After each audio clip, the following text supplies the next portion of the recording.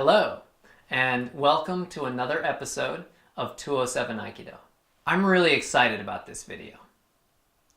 This is a technique we were playing with last year, and we showed it back in episode 14. It was an experiment, and we made sure to say that we were presenting a work in progress. Well, I'm happy to say we've made a little bit more progress with the technique, and we're going to share that with you now. Now the funny thing is, I hadn't watched the old video in months, and the problem I thought I was fixing was not actually the problem that I had had at the time. Nonetheless, we're doing the technique better now, and I think I can tell you at least part of the reason why. Before we get into it, I want to give you a little background. This technique is part of the Gono-sen no Kozushi, which appeared in a few Tamiki katas. It was on the EQ test back in the day, though I'm not sure whether it still is or not. We often practice this as the Nanohon Nage Kozushiwaza, the 7 balance breaking techniques. Although, we actually practiced 8 techniques. There's 2 high level, 2 mid level, 2 low level, and 2 runarounds. That 8th technique actually came from the end of a longer kata. In that longer kata, there were 14 techniques. 2 high level, 2 mid level, 2 low level, 1 runaround, that's the first set of 7. And then there was a second set of 7 applications, which were basically what to do if uke resisted your first technique. So they took that last technique of the 14, the counter to the 7th, and tacked it on after number 7. The Kozushiwaza are really fascinating. I think they bridge the gap between Tamiki and other styles of Aikido. They bring softness to your Tamiki techniques, and they bring some very interesting technical aspects when you apply their principles to other softer forms of Aikido. This blog really started with some Kozushiwaza experiments. At some point it occurred to me that some of the things that Henry Kono was saying were very similar to some things that Sato Sensei had told me.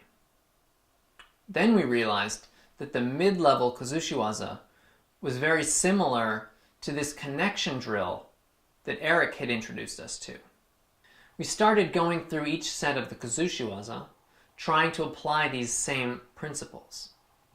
We were looking for a feeling of connection, and we wanted the technique to be consistent with the philosophy of both Henry Kono and Tadayuki Sato senseis.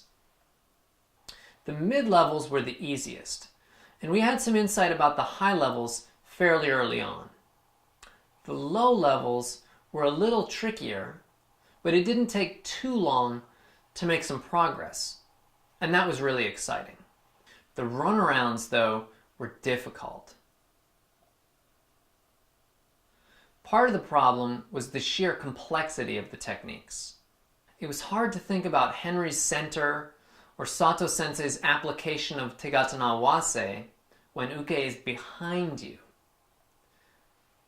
Not only that, but you're also adding in a turn. Muddying the waters even further was the fact that I had learned 2 very different versions of the 7th Kozushiwaza. The first version that I really got any feel for was in my 2nd year when I was a sophomore at Vassar, and we were lucky to train with Shishida Sensei for the year. Shishida Sensei really emphasized to us the bottom hand in this technique and the power generated by the motion of the hips. I had difficulty getting this technique, but I was just starting out. In Shishida Sensei's version of the technique, uke is spun off of tori and takes what often amounts to a big backfall. When I revisited Vassar this fall, my memory of the technique was confirmed. Jun still does Shishida Sensei's version of the technique, as I remembered it, and of course, better than I do it. When I went to Japan, I found people doing a very different version of the technique.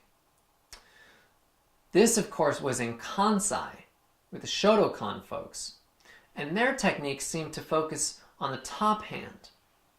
The hand was raised as a sword in Tori's center, and just as Uke was going to grab Tori's second hand, Tori would turn around and send Uke into a forward roll, much like the third Kazushiwaza, first mid-level. I found this technique much easier, but I always felt like I was cheating in not letting Uke grab my second hand. It was also very confusing to me how these two very different seeming techniques could have ever diverged from a common ancestor. This was my starting place for investigation. My hypothesis was that there must be a way to walk the line between the Kanto version and the Kansai version of the technique.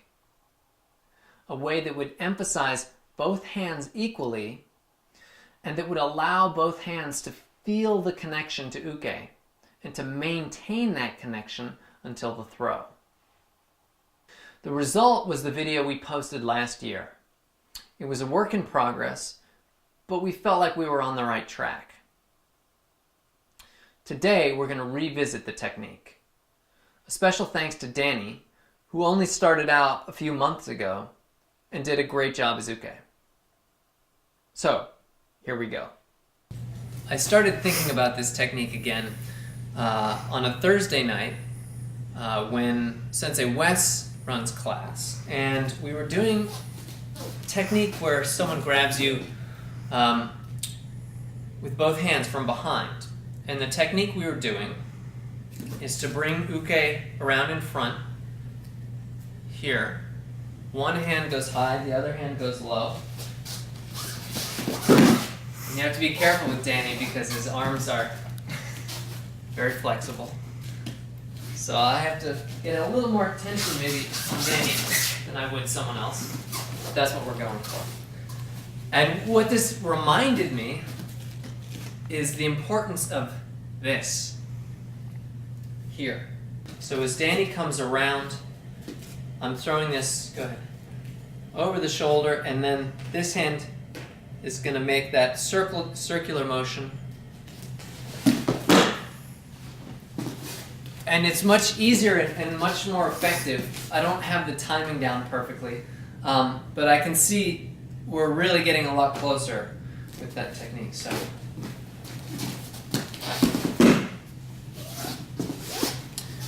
but wait a second.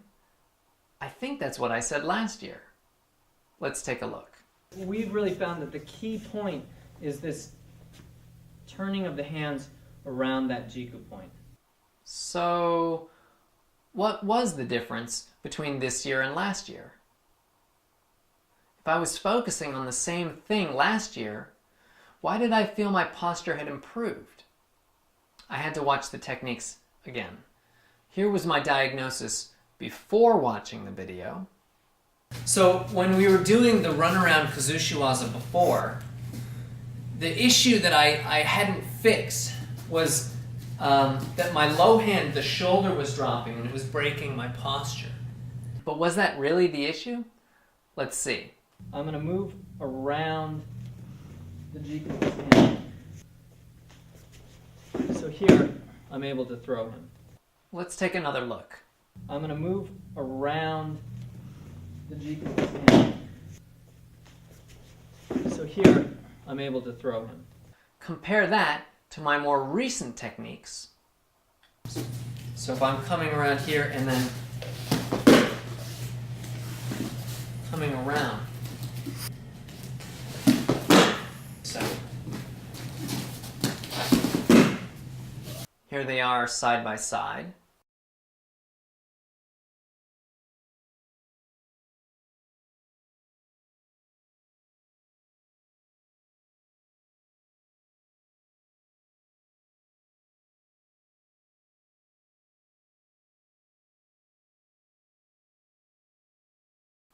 One thing that's clear is that the end of the techniques is different. And I was right that there was a problem with my posture that related to the bottom hand. The technique gets behind me, and I have to start to lean back in order to maintain connection. I do think that this is a little bit deceptive in that part of my lean is my extreme desire to maintain that connection. I could get my hand more towards the front by applying a little bit of force. Of course, it might not break my hand out of Uke's hand, but it would break the connection. And if Uke was a lot stronger than me, it wouldn't even be an option. My low hand is definitely too far behind me. However, I think the problem originates from the way I set up the technique. Have a look. The key here, and this is going to happen with both hands, is this idea of moving around the jiku of his hand. So I'm not trying to raise my arm. I'm not trying to raise his hand. I'm moving around his hand. And this hand is going to provide a stop point. There. Did you see it? And if my top hand has provided enough of a stop point here, what it does, because of the position of Eric's shoulder, he really can't bring his upper body on the right side much closer to me. Forget the position of Eric's shoulder. Look at the way my top hand meets Eric's hand. They're almost perpendicular to each other. It's as if I'm sending energy out my arm and then asking it to make a right angle into Eric's arm. I think I can picture what Henry would say about that. There's no energy that's coming. It turns at a right angle and goes that way. There's no such an energy that goes in a right angle. I've basically given away my connection by letting my elbow drift out. If you want to do this technique well, I think you have to keep that elbow in. So what I thought was a secondary insight was in fact the main improvement. Here it is. And then the other insight I had was the motion of this top hand to make it a motion almost like I'm trying to throw. I got to be connected, but I'm trying to throw something over this shoulder to the outside, here. That's the key, I think. Throwing to the outside.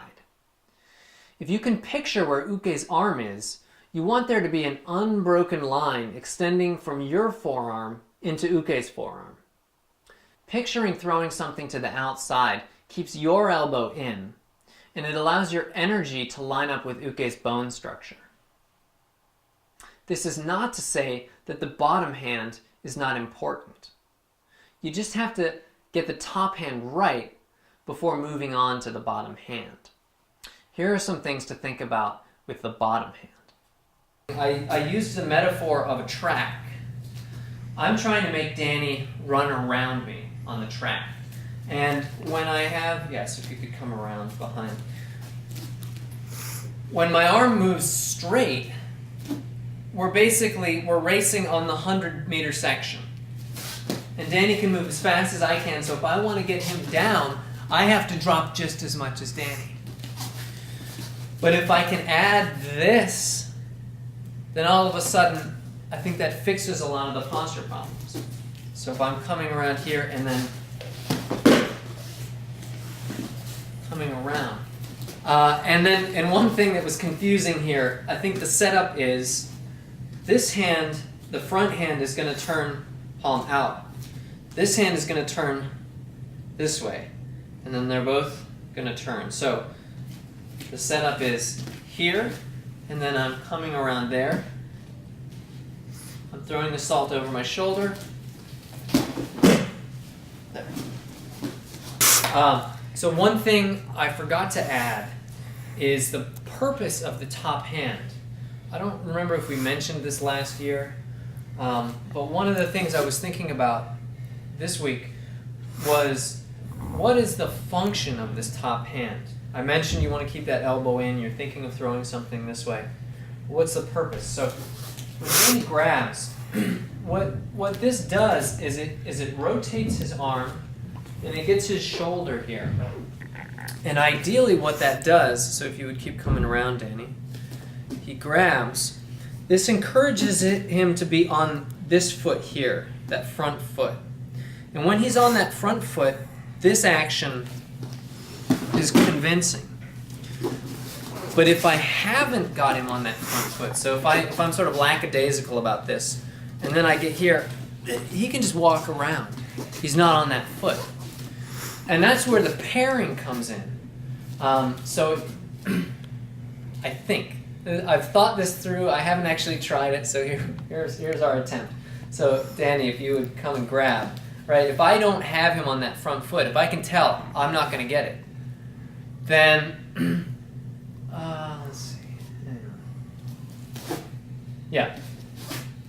So now, instead of turning this way, I'm going to turn this way, and now it's the other Kazushiwaza.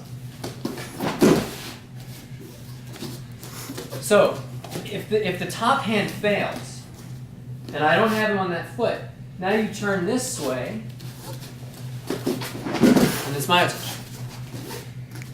Because the runarounds do form a pair in the full set of 14. Just as there's, with the Jodan, you haven't actually done this, Danny, so I apologize. There's these ones that throw Danny this way, and if that fails, right, we come around and we throw him this way. Or with the mid-levels, there's this one, and I throw him this way. Or if that fails, you're going to come around here, and I'm going to throw you, as you stand up, I throw you this way. So there's all of those, there's a pair for what you're trying to do first, and if that fails, you're back up. So, and I could never remember the order of the run round, which one is first and which one is second. Well, here's why. This is your first attempt. So if you come around, I'm trying to get him on that front foot. That's my first attempt. If he's not on the front foot, then, I'm going to come this way. From there. Thank you very much. Okay, so I'm sure we're going to realize more things that we can fix and more things we can work on. But for now, I'm really excited about the progress we've made with this technique, and I hope you found some of this useful. Thanks a lot. See you next time.